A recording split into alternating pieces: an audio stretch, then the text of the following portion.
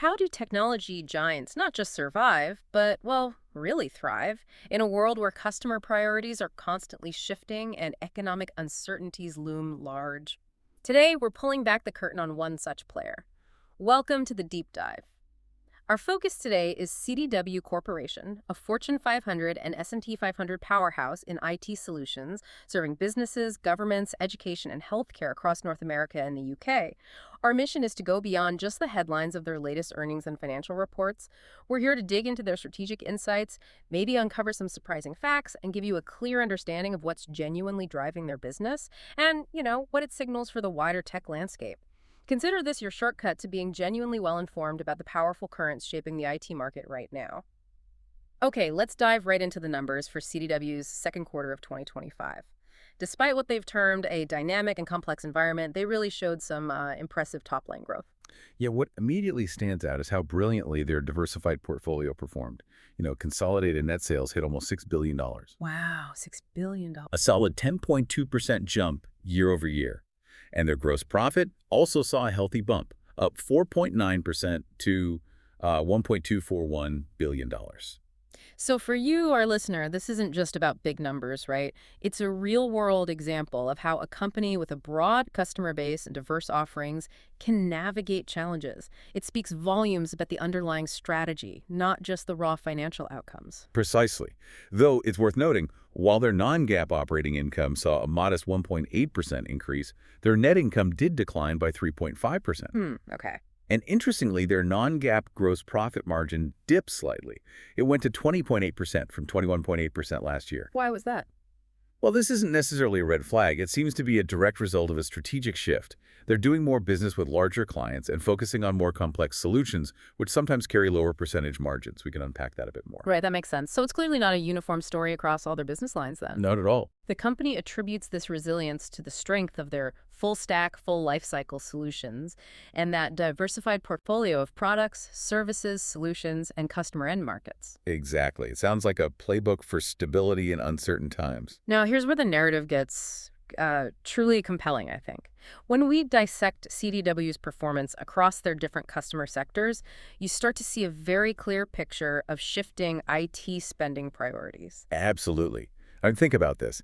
There are 5 major U.S. sales channels: corporate, small business, healthcare, government, and education, each consistently pulling over $1 billion annually. That's huge diversification right there. It is.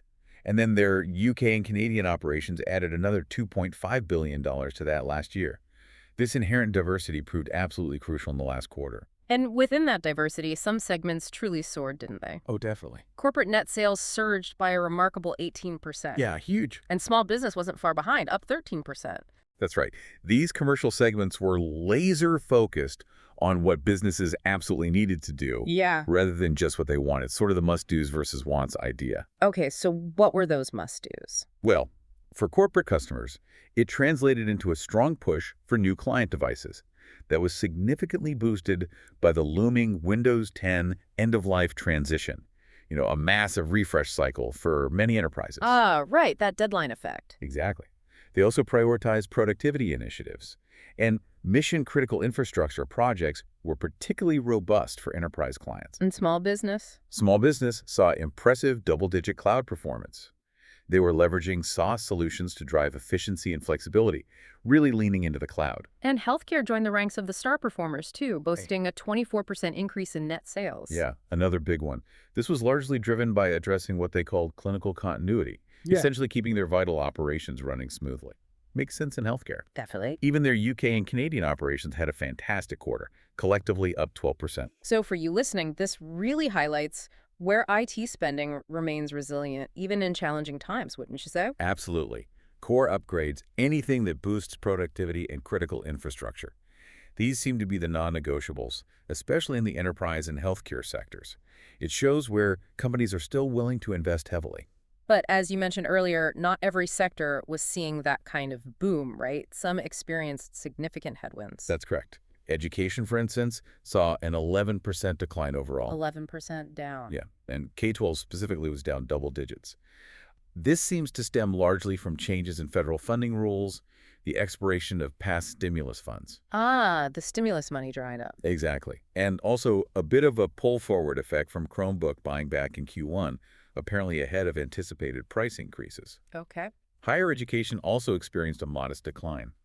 Seems like institutions are grappling with new regulatory pressures and funding uncertainties, things like grant freezes and student visa issues potentially impacting budgets. In government, you said it was up 3% overall, but mixed results within that. Indeed. We saw mid-single-digit growth from state and local services, which sort of cushioned an expected decline in federal spending. Okay. Federal performance specifically reflected the impact of, and this is their phrasing, new administration priorities. Right. This apparently meant some civilian agencies paused purchases, while others adapted to evolving funding mechanisms and shifting rules of engagement. Now, just to be clear, we're reporting this directly from the source material, simply conveying the observed shifts, not endorsing any particular viewpoint here. Understood. Important clarification. But interestingly, state and local services were actually up by significant double digits, highlighting some real regional differences in spending patterns. Fascinating. Okay, so beyond just who they're selling to, CDW's performance also reveals a lot about what customers are actually prioritizing in their IT budgets. What stood out in terms of product and solution categories? Well, what's truly intriguing is the broad-based strength across pretty much all categories. Hardware sales climbed 9%. 9% for hardware. Yeah, heavily propelled by infrastructure solutions. We're talking networking and communications, or netcom, and servers, both showing meaningful double-digit increases. Wow, double digits for servers and netcom. Plus, storage was up high single digits. So this isn't just about, more boxes. It indicates businesses are pouring money into their foundational digital backbone. Maybe preparing for AI workloads? Or just modernizing? Could be both. Yeah. Modernizing aging systems that might be security liabilities, preparing for more demanding applications like AI.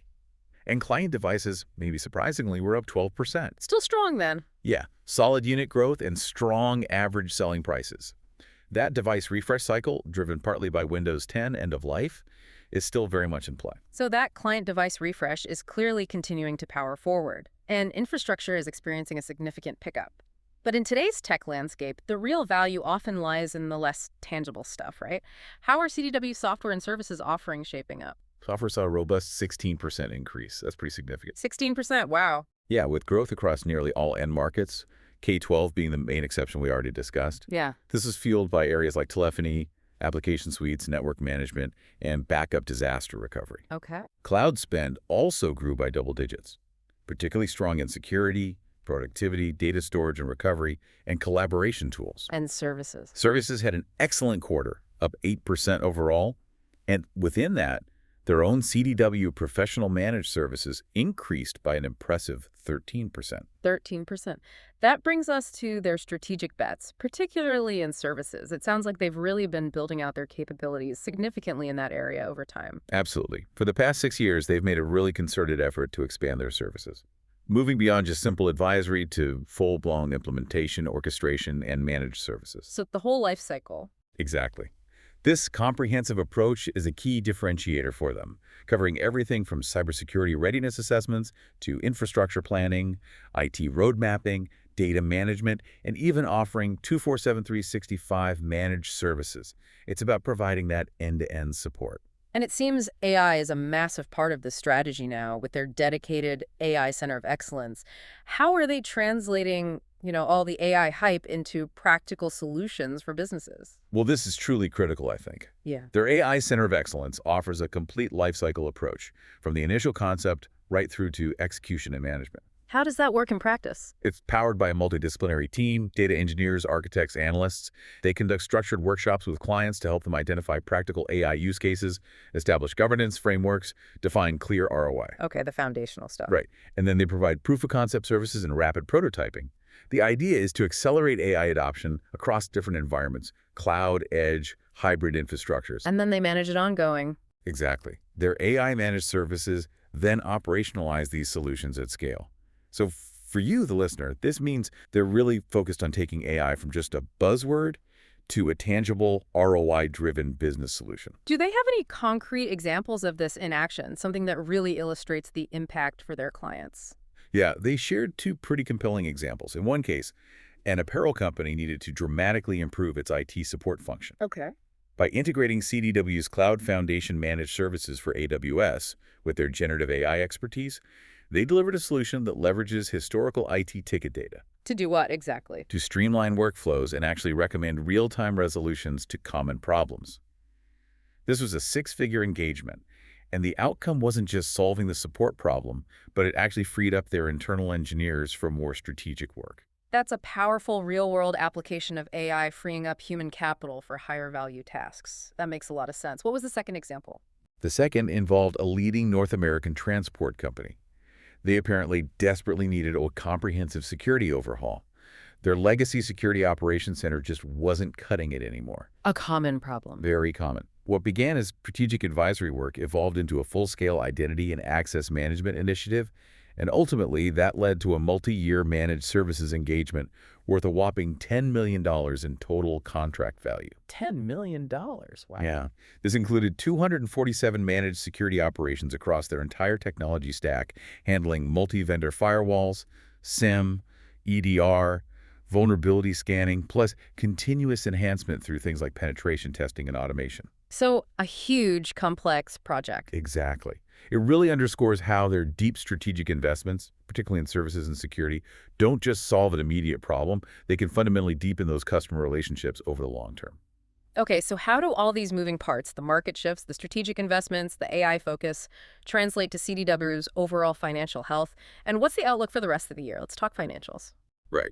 Looking at the financials, that gross profit margin dip we mentioned to 20.8% this quarter from 21.8% last year is worth circling back to. Yeah, why did that happen again? So as we touched on, it was attributed mainly to two things. A higher contribution from those large corporate customers who typically negotiate lower margin rates just due to volume, Makes sense. and a lower mix of what they call netted down revenues. Now, just to clarify, netted down revenues are essentially pass-through sales, like certain software licensing or warranties, where CDW acts more like an agent and earns nearly 100% gross margin on the transaction itself, but the dollar amount is small. Ah, okay. So less of that high margin pass-through business. Exactly. So this shift isn't really a sign of weakness. It actually indicates they're securing larger, more complex, solutions-focused deals, even if the percentage margin on those bigger deals is naturally lower. It's kind of a strategic trade-off for growth and deeper engagement. Got it. And what about their cash flow, the lifeblood of any growing company? Adjusted free cash flow for the quarter was healthy. $210 million, bringing them to $460 million year to date. Pretty solid. Yeah. And their cash conversion cycle, which is a key efficiency metric showing how quickly they turn sales into actual cash, was only 16 days. 16 days. That seems fast. It is. That's actually better, meaning lower, than their target range, which is usually high teens to low 20s. So it indicates very effective working capital management, even while they're achieving strong growth. It sounds like they're managing their finances with a pretty steady hand then. What are their capital allocation priorities going forward? Where's the money going? They have very clear priorities laid out. First, increasing dividends in line with their non-GAAP net income growth. They actually raised the dividend for 11 consecutive years now. Consistent returns to shareholders. Exactly. Yeah. Second, maintaining a healthy capital structure. Their net leverage is currently 2.4 times, which is comfortably within their target range of 2 to 3 times. Third, they're actively looking at M&A opportunities, acquisitions, to accelerate their growth strategy, particularly interested in services-led capabilities, things like AI, cloud, and security, bolstering those areas. Makes sense given the service growth. And finally, continuing share repurchases. This quarter alone, they returned about $150 million through share buybacks and another $82 million in dividends. So quite a bit back to shareholders. Yeah, they're actually running ahead of their target of returning 75% of adjusted free cash flow to shareholders for 2025. Right now, they're at 112% year to date. That's a very strong signal of confidence to their investors. That certainly sends a clear message. So wrapping up, what's their forecast for the remainder of 2025? Are they still seeing that prudence, that careful spending among customers? They absolutely are. They're maintaining their outlook. They expect the overall U.S. IT market to grow in the low single digits for the year. Low single digits for the market. With CDW themselves projected to outperform that market by about 200 to 300 basis points, so 2 to 3% better than the market average. Still expecting to gain share then. Correct. They also noted that the market dislocation, those specific challenges in government and education that we discussed, is expected to continue for the rest of the year. Okay, no quick bounce back expected there. Doesn't sound like it. And importantly, they explicitly mentioned several wildcards. Things like potential recessionary conditions, higher inflation persisting, increased geopolitical unrest, or significant changes to tariffs. These possibilities are not factored into their current outlook. So they're acknowledging risks are still out there. Definitely. It indicates a continued cautious yet confident approach. So for you listening, this suggests they're not getting ahead of their skis, as they say, in what clearly remains a pretty uncertain economic environment overall. Okay, so we've just completed a pretty deep dive into CDW Corporation, a major player in the IT world. We've seen how their remarkably diversified portfolio allowed them to not just weather, but actually thrive amidst specific sector headwinds. Pretty impressive resilience. Yeah, that diversification really showed its strength. We explored how their strategic investments in comprehensive, full-stack solutions and their dedicated AI center of excellence are truly beginning to pay dividends, translating, the AI hype into tangible business value. Those examples really brought it to life. And we also saw how they're meticulously managing their financial health and capital allocation in what's still a pretty uncertain economic environment. So as technology continues its relentless march forward, especially with AI seemingly permeating every layer of the IT stack now, it raises a maybe provocative question for you, our listener. How will businesses not only continue to prioritize their must-do technology investments, but what new wants, what new, perhaps unexpected demands will emerge as AI fundamentally transforms how every organization operates? That's a great question to ponder. What becomes essential next? Exactly. Keep a close eye on how companies like CDW adapt their offerings to meet these rapidly evolving needs. The strategic choices they make today will undoubtedly shape the technological landscape you navigate tomorrow.